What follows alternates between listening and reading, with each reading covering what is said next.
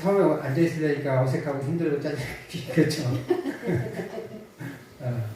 우리 하민이는 이제 아들이 한 명이잖아. 그래서 한 명이어서 이 하민이 집에 나 혼자여서 좋다라고 하는 게 있어요? 없어요? 너무 단호한데? 당황했어 지금. 그래도 한 가지 생각해보면 엄마 아빠 서운하잖아. 혼자여서 좋은 거. 너무 관심이 많이 가져서 부담스러웠나 봐요. 혼자여서 좋은 거 모르겠어요? 잘? 한번 좀 생각해봐 좀 더. 우리 예준이 예은이는 둘이잖아. 둘이어서 좋은 건 뭐 있어요? 없어요. 아니 어떻게 돼야 돼? 혼자여서 좋은 게 없고 또 둘인 가족은 둘이어서 좋은 게 없고 없어요 진짜로? 있는데 아직 못 누리는 있는 거겠죠, 그죠? 생각을 안 해봤으니까. 김준서, 예. 김준서는 둘이어서 좋은 게 뭐가 있어요?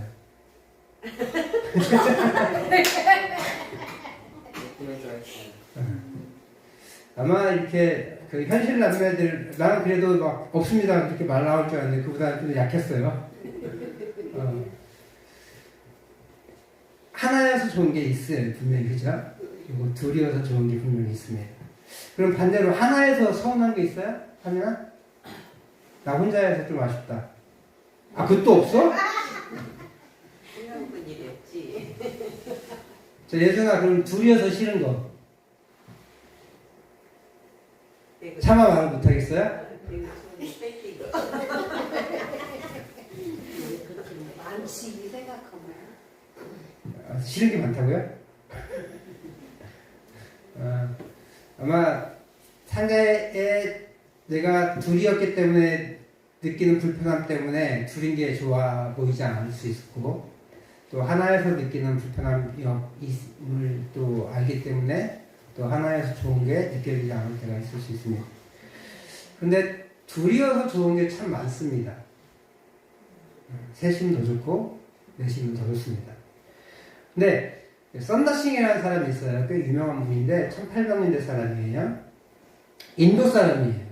부유한 집안에서 태어났는데 이 사람이 하필 예수님을 믿었어요. 인도는 힌두교가 강하잖아요. 그리고 이제 그런 라마불교 이런 것들이 굉장히 강합니다.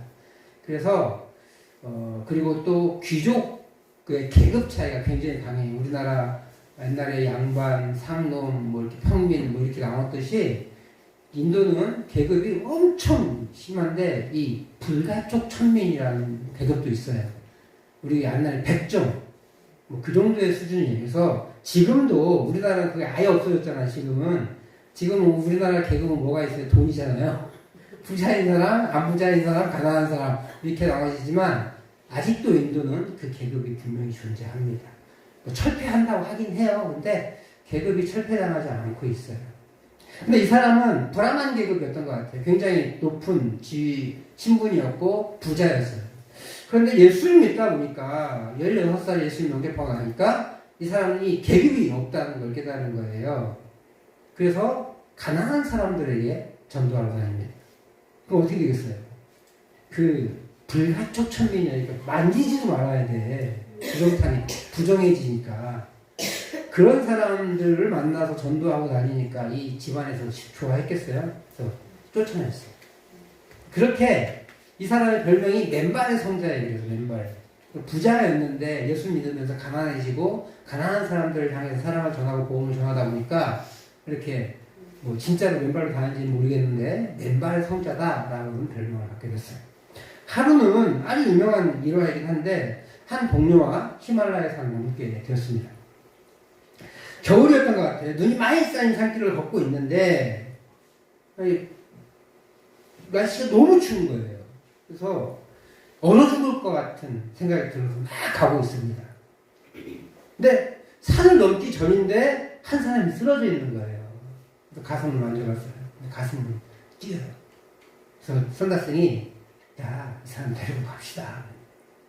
야, 다른 사람이 야, 지금도 우리도 죽게 생겼는데 어떻게 데려가냐. 우리 빨리 가자. 아니 꼭 데려가야 될 것 같다. 사람이 어떻게 놓고 가냐. 우리가 놓고 가면 사람 죽을 건데 어떻게 그냥 가야 되나. 데려갑시다. 업고 갑시다. 그래서 나는 그럴 수 없다. 네가 업고 와라. 나는 혼자 가겠다. 가버렸어요. 이제 선다씨는 혼자서 이 사람을 이제 업고 갑니다. 업고 산길을 오르다 보니까 처음에는 많이 추웠잖아요. 근데 어분이 얼마나 땀이 나요. 힘들어요. 힘은 들지만 땀이 나니까 열이 나는 거예요. 힘이 드니까 열이 나면서 그 체온이 내 등에 있는 그 얼어서 쓰러진 그 사람에게 전달이 됩니다. 그 사람에게 전달이 되니까 그 사람도 온기가 돌아가니까 이제 힘이 나는 거예요. 그래서 이 사람들이 그나마 이렇게 추위를 이겨가면서 갈 수 있었어요. 한참을 가는데 또 한 사람이 쓰러져 있는 거예요. 네, 누구게요? 먼저 간 사람. 그래서 빨리 가슴을 만져봤어요. 네, 심장이 멎어있어요. 빨리서 안전하게 가려고 먼저 갔는데 그 사람은 추위를 이기지 못했어요. 선다싱은 자신이 정말로 힘들어서 이 고개를 못 넘을 수 있는데 생명이 살아있으니까 어쩔 수 없이 그 의무감을 가지고 일을 얻고 가고 그리고 자기도 살고 이 사람도 살아서 결국은 그 고개를 잘 넘어서 위기를 극복했다고 합니다.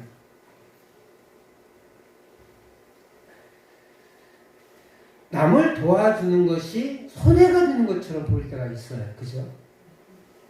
근데 오히려 함께 했기 때문에 이 선다싱도 그렇고 먼저 쓰러진 사람도 살 수 있었던 것이죠.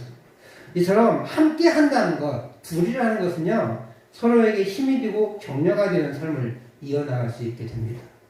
저희는 가족이 많습니다. 7남매예요. 7남매에다가 또 저희 큰집 형님하고 누나가 저희 집에 살아서 총 9남매가 살았어요. 그리고 저희 어머니, 아버지, 할머니 합쳐서 12명이 살았습니다. 방은 20평, 방 2개. 그래서 12명이 살았어요, 그 집에서. 그런데 그 7남매가 같이 이렇게 어우러 살면서 지금도 끈끈하게 연락이 되어지고 또 저 같은 경우는 서울서 거의 한 30년 살다가 늘 외롭게 지냈는데 이곳에 이제 가까이 오니까 그렇게 교류도 자주 하고 또 이렇게 서로 돕기도 하고 이렇게 자주 만나게 됩니다. 안타까운 건 형님이 미국에 있어서 그분은 아직 잘 못 누리고 있는데 대소사 어려움들이 있으면 물질이든 기도든 이런 걸로 서로 섬기고 돕고 그렇게 지내고 있어요. 그래서 저희 가정에는 뭐 돈은 많지는 않은데 그렇게 서로를 도와주고 격려하고 또 믿음 안에서 함께 기도하고 지내고 있습니다. 그렇게 해서 저도 이렇게 잘 살아가고 있고요. 한 번도 그 어려움에 절망에 빠져본 적은 없었던 것 같아요. 근데 현대사회는 핵가족하잖아요. 저희도 이제 함께 7명이 같이 다 사는 게 아니라 따로따로 삽니다. 물론 둘째, 셋째, 넷째는 한 건물에 살아요. 그래서 뭐 3층, 4층, 5층에 이렇게 살고 있긴 한데 어쨌든 그 특수한 경우를 빼고는 뭐 한 명은 군산, 한 명은 순창, 한 명은 순천 뭐 이렇게 살고 또 한 명은 미국에 삽니다. 근데 엊그제는 생일이면 미국에서도 연락이 와서 제 조카가 개업을 하게 됐어요. 개업하게 된 것을 미국에서 축하해주고 격려해주고 이런 시간들을 보내게 돼요. 어쨌든 현대사회는 핵가족 사회예요. 70년대 후반 산업화가 가속화되면서 핵가족화도 뚜렷이 증가됐습니다. 왜 그래요? 뭐 어쩔 수 없잖아요. 직장이 거기에 잡히니까. 직장 따라 옮겨져요. 예전에는 농촌이면 농촌에서 온 가족이 농사짓고 살면 됐는데 지금은 그렇지 않아요. 그래서 직장에 따라서 혹은 학교 때문에 이곳 저곳으로 똘뿔이 흩어져 살게 되는 거죠. 특별히 요즘에는요 1인 가정이 늘어난대요. 이렇게 연세가 많으셔서 홀로 계신 1인 가족도 계시지만 멀쩡히 엄마 아빠 있는 집 놔두고 그 옆에다가 방을 얻어서 살아요. 근데 그것을 텔레비전이 굉장히 좋아하게 좋게 방송을 해줍니다. 그러니까 너도 나도 혼자 살고 싶은 거예요. 20살 되면 당연히 혼자 살아야 되지 라는 생각들을 더 부추기는 것 같아요. 그런데 오늘 성경은 반대로 얘기해요. 혼자 사는 게 멋있다고 하는 세대에 함께하고 같은 집에서 대가족으로 살라고 하는 가르침. 시대를 역행하잖아요. 시대에 뒤처지는 주장을 하는 것 같아요. 그래서 이 성경 옛날 거니까 이거 별 볼 일 없어 라고 치부해버릴 수도 있을 것 같습니다. 사실 이 성경이 기록된 시편이 기록된 건 3000년 전이거든요. 3000년 전이면 우리나라 고조선 시대예요. 고조선 알지? 예준아 고조선 알죠? 3000년 전이면 고조선 시대예요. 하민이도 알지? 눈 깜빡거리면 모르는 것처럼 알죠?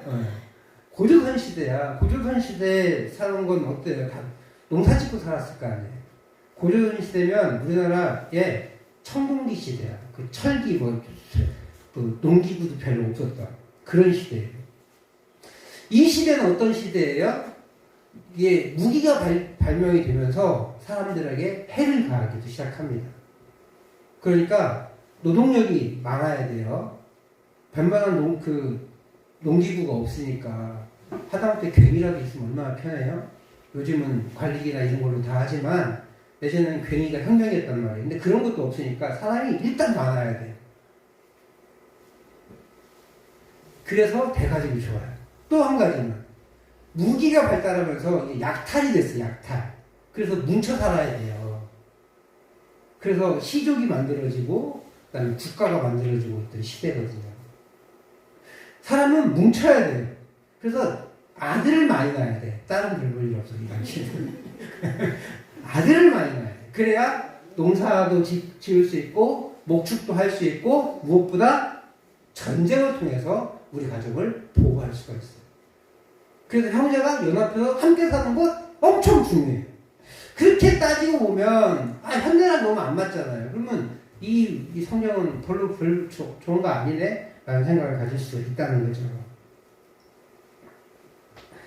그렇지만 반대로 있잖아요. 핵가족이 좋아 보이는데 핵가족에 문제가 없냐? 그렇지 않더라고요. 핵가족화 이후에 가정이 붕괴되는 경우가 굉장히 많아졌습니다. 혼자 살다 보니까 자기밖에 모르는 일들이 많아져요. 성장이 안 돼요. 사람은요, 눈치 보면서 성장하는 거거든요. 근데 혼자 살고 한 명밖에 안 낳고 미안해. 하면서 널 두고 한 얘기는 아니야. 그러다 보니까 어쩔 수 없이 이 아이에게 집중력이 돼 있어요. 내가 안 그러려고 해도. 우리는 7식구 살았잖아요. 밥 먹는 거 뭐 전쟁이죠. 저는 그나마 7남매 막내, 9남매 막내로 살아서 제가 먹고 싶은 반찬 먹었어요.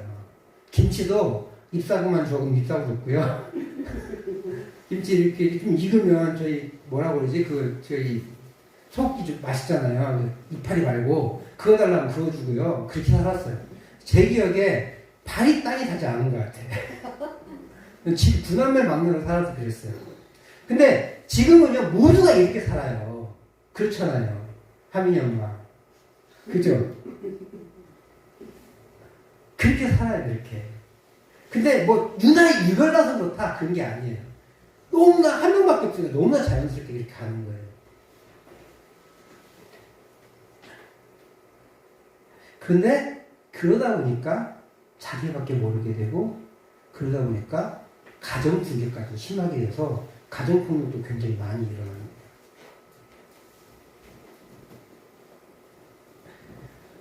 그렇다고 우리가 핵가족이 또 좋은 것도 아니네 그러면서 핵가족을 포기할 수 있느냐? 그렇지 않아요. 그럼 직장 포기해야 되는데 먹고 사는 거 포기해야 되는데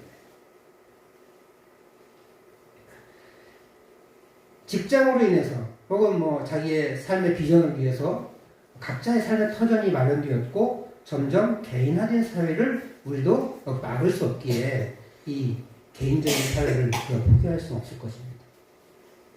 그런데 성경은 대가족이 좋은 거다라고 얘기를 해요. 그럼 우리 다 이사 와야 돼요? 이 산골로? 더 놀라운 것은 연합하여 함께 사는 것을 말하는데 머리에 보배로운 기름이 흠뻑 적신 것 같다라고 표현하고 있어요. 이 말은 좀 해석이 필요한데 당시에 이스라엘 사람에게 머리에 기름 붓는 것은 세 부류만 가능해요. 제사장, 그 다음에 왕, 선지자, 지도층입니다. 최고위 지도층만 기름 부음을 받을 수가 있었어요. 엄청난 영광이고 번영과 기쁨을 얘기하는 거죠. 그래서 기름을 여기에 부어서 이렇게 쭉 흘러내린다. 그러면 그 기름이 엄청나게 많이 부었을 거 아니에요. 근데 기름이 한 병에 10,000원 이렇지 않아요. 이 당시에는 한 병에 요즘 돈으로 환산하면 한 병에 100만원, 200만원 뭐 이 정도 수준이에요. 기름 짜는 기술이 없었으니까. 다시 말해요. 3,000년 전, 3,500년 전 얘기예요. 뭐 기름 어떻게 짜겠어요? 기름 잘 못 짜요. 오직하면 이스라엘 사람들 이 당시 성경의 문화를 보면 그 내장에 낀 기름 있죠. 우리는 그거 다 제거하고 안 먹죠. 엄청 귀한 음식이에요. 아무나 못 먹어요. 그 정도랑 문화가 좀 차이가 있습니다. 그 기름이 풍족해서 이 거름을 이 수염을 타고 내린다는 거예요. 얼만큼 많이 부었다는지 알겠죠. 뭐 조금 찍어서 한 게 아니라 길이 부은 거야. 그러니까 엄청나게 많은 기름을 사용했어요. 다시 말해 10,000원짜리 기름이라고요? 아니면 최소한 100만원, 200만원짜리 기름이 있거든요. 또 보면 3절에 보면 이 함께 하는 것의 복이 헐몬산의 이슬이 시온의 산들에 내린 것 같다 이렇게 표현하고 있어요. 뭐 이슬이 뭐 이렇게 대단하다. 근데 우리 산골에 살아보면 알겠지만 이슬이 굉장히 중요하잖아요. 그죠? 근데 더더군다나 우리나라는 1년에 여름에 집중되게 하자면 1년에 한 1,600mm 정도의 비가 옵니다. 많게는 한 2,000mm 정도 비가 와요. 근데 아쉽게 여름에만 집중돼서 그 우리나라도 이렇게 물이 풍족한 나라는 아니지만 넘쳐나는 나라는 아니지만 우리는 여름에 2,000mm 좀 가까이 비가 오기 때문에 물이 부족한 나라는 아니에요. 근데 이스라엘은 물이 부족한 나라거든요. 그래서 이 헐몬산이라는 것은 우리나라 백두산처럼 그렇게 이쪽에서 가장 높고 가장 북쪽에 있는 산인데 그쪽에서의 물이 여름에 물이 녹아내리면 요단강으로 흘러가는 거예요. 그리고 그 비가 많지 않기 때문에 이 헐몬산에서 내리는 이슬은 이 식물에게 생명과 같습니다. 놀라운 건 기록에 의하면 헐몬산의 이슬이 1년에 1,323mm 내린대요. 우리나라 1년 강수량이 얼마라고요? 1,600mm. 거의 대등하죠. 그러니까 엄청난 양인 거예요. 그 엄청난 양의 이슬이 내려요. 근데 헐몬산부터 시온산까지 320km예요. 뭐 의미가 있겠어요? 근데 그런 것을 비유로 이스라엘 광야 땅에 생명을 부여하는 헐몬산 이슬처럼 이 함께 사는 것이 이 시온산, 이 사람들이 가장 성지로 생각하는 이 시온산에 생명수를 공급한 것과 같은 그런 역할을 하는 거다라고 얘기해요. 함께함이 얼마나 큰 축복이라는 것을 보여주고 있습니다. 그러므로 이 시는요, 오늘 이 133편 짧은 시는 함께 사는 가족은 기쁨이 넘치고 생명이 풍성할 것이다 라는 것을 말해줘요. 왜냐하면 이슬은 생명을 상징하거든요. 또 기름 부음은 풍성함, 영광, 기쁨 이런 걸 상징해요. 그래서 함께 하는 것, 가족이 함께 연합해서 함께 사는 것, 이것은 기쁨이 넘치고 생명이 풍성한 그런 삶을 사는 것이다 라고 말해요. 엄청난 축복인 것 같아요. 그런데 왜 성경은 이 핵가족화 시대에 대가족화의 삶을 살아가라고 하는 것일까? 이건 오늘날 우리에게도 적용되는 것일까? 이 성경이 기록된 당시에는 너무나 당연하게 받아들였겠지만 우리 문화에서는 조금 익숙하지 않을 수 있다는 거죠. 분명히 당시의 문화적인 한계일 뿐입니다. 더욱이 현대사회에서 이렇게 한 집에 같이 산다는 것이 가능할까요? 불가능해요. 여기서 고창까지 맨날 출근한다고 생각해보세요. 남편만 출근하잖아. 그리고 며느리는 무슨 죄야. 각자의 삶의 방식과 성향이 침해되기 때문에 불가능해요. 그리고 내가 가지고 있는 직장이 한 거리적 관계 때문에 또한 불가능합니다. 더욱이 직장을 내려놓고 이 시골로 올 수도 없는 노릇이에요. 그런데 왜 이런 주장을 하고 있고 저는 왜 이 본문을 설교하고 있느냐. 중요한 것은 이 시의 제목에서 찾을 수가 있어요. 133편이라고 써있는 133이라고 써있는 옆에 이렇게 써있고요. 혹은 그 위에 파란색으로 보통 다윗의 시 곧 성전에 올라가는 노래. 그러니까 이 노래가 언제 불려졌는지 알아요. 근데 다윗이 성전이 없었죠. 솔로몬이 만들었으니까. 그러니까 성전이라는 말은 사실 잘못됐어요. 누군가 후대에 적은 것 같아요. 그 대신 뭐가 있었어요? 성막이 있었죠. 어쨌든 다윗이 지었는데 성막에서 혹은 예배하면서 불렀던 노래라는 거예요. 그들이 성전 혹은 성막에 올라간 이유가 뭐예요? 제사 지내는 거잖아요. 그 제사는 조상들에게 드리는 게 아니라 하나님을 예배하는 다른 방법이에요. 구약의 방법. 그러니까 구약의 예배라고 볼 수 있어요. 구약에 이 성전에 올라가면서 부르는 노래인데 하나님을 예배하러 가면서 부르는 노래라는 거예요. 다른 말로 표현하면 하나님 예배하는 노래, 예배 때 부르는 노래예요. 그래서 이 133편은 예배에서 나오는 놀라운 은혜를 보여준다고 할 수 있어요. 오늘 정명성 원사님 가족의 온 가족이 함께 모여서 안타깝게 남편 박만우 선생님이 안 계시긴 하지만 그래도 우리 둘째 아들이 와서 이렇게 함께 예배하고 있는데요. 이 함께 모여서 축복하며 예배하는 이 시간이 권사님 가족의 영혼의 연합과 동거의 시간이 되기를 축복합니다. 이것을 위해서 우리가 이 온가족 축복 예배를 하는 거예요. 그래서 함께 예배하는 것이 얼마나 큰 은혜인지 또 함께 한 마음으로 오늘은 뭐 특별하게 오셨지만 같은 곳에서 예배를 못하더라도 같은 믿음을 가지고 각자의 처소에서 각자의 그 지역에서 예배하며 공감하는 것이 얼마나 큰 복인지를 보여준다고 할 수 있어요. 그래서 저희 가족은 감사하게도 전 식구가 예수를 믿거든요. 그래서 기도 제목을 같이 나누고 또 이렇게 시덥지 않은 소리를 하기도 하지만 그 안에 기도 제목들이 발견되어지면 함께 기도하고 기도 제목 부탁하면 기도를 부탁하고 그렇습니다. 저희 가족은 한 40여 명이 들어있는 단체 톡방이 있어요. 저희 가족이 좀 많아요, 식구가. 그 가족에서 그 톡방에서 이런저런 가정의 대소사를 다 얘기합니다. 그러다 보니까 작은 것 하나까지도 다 알게 되는 거예요. 뭐 이렇게 나만 아는 게 아니라 내 것만 있는 게 아니라 가끔은 우리 것 또 자랑도 하고 또 필요한 거 있으면 이야기도 하고 그렇게 서로 교제하면서 한 마음을 가지고 가고 있어요. 현대 사회에서 한 집에 산다는 건 불가능합니다. 그렇지만 우리의 영혼은 한 집안에서 살 수 있습니다. 바로 믿음 안에서 살아갈 수 있다는 것. 얼마 전에 우리 권사님이 시술하셨잖아요. 그 소식을 제가 옆에서 들었거든요. 근데 사실 권사님이 앓으신 질병으로 우리 어머니가 돌아가셨어요. 그러니까 그 충격은 사실 저한테는 엄청 컸어요. 한 20여 년 전 일인데 조카 돌잔치였어요. 가족이 다 모였단 말이에요. 저는 서울 살았으니까 그때는 그 주말에 한번 내려오는 게 되게 쉽지 않았거든요. 근데 일단 다 모였는데 모여서 오늘 토요일날 금요일 저녁인데 저녁을 먹기로 했거든요.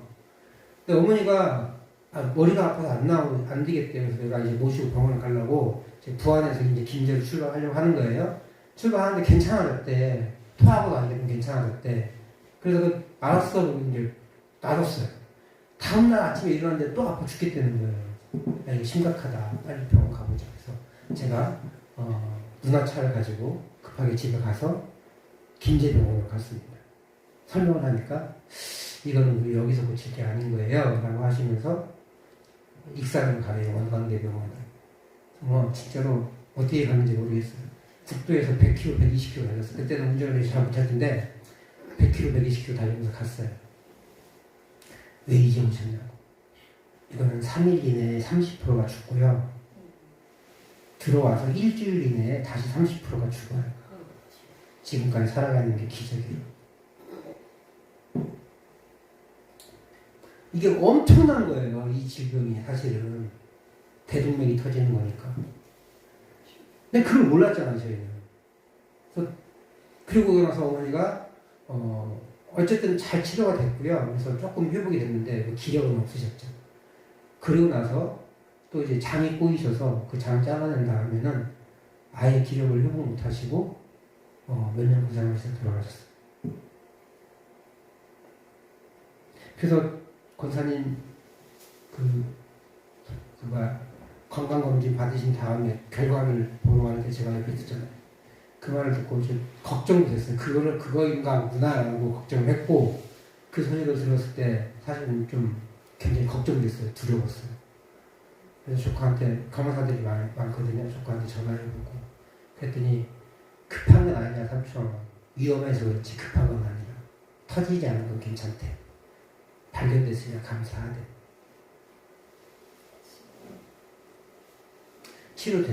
치료만 터지지 않고 치료되면 되는 거야. 이때요, 한 사람에게 어려움이 닥칠 때 가족이기에 한 마음으로 염려하고 서로를 희생하고 도움을 줘요. 당시에 권사님 정밀검진 받으러 가셨을 때 아드님 일부러 올쳐내셨죠, 그죠? 그리고 남편 박만주 집사님은 남자가 뭐 도움이 될 일이 있을 리 없는데 함께 그 병원에서 잠자리를 하십니다. 왜 그래요? 가족이기 때문에 그런 거예요. 가족이기 때문에 기꺼이 희생을 하는 거죠. 여기에 더 중요한 것이 바로 영혼의 한 가족이 되는 거예요. 우리 지금은 육적인 관계로만 가족 관계로만 묶여 있지만 그것이 영적인 영역까지 확장되기를 축복합니다. 그래서 한 마음, 한 믿음을 가지고 우리 정명성 권사님의 가족이 살아가시기를 축복합니다. 아멘.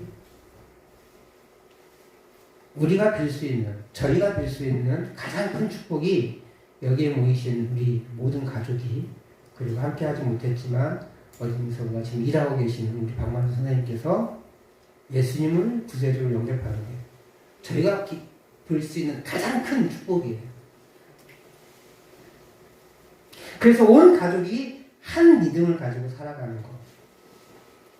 그래서 서로를 기도해주고 격려해주고 또 알게 모르게 도와주고 서로를 사랑하되 영혼까지 살아가는 것. 그것이 가장 큰 복인 줄 믿습니다. 오늘을 기점으로 이 권사님 가족이 예수 안에서 하나 되는 가족이 되기를 축복합니다.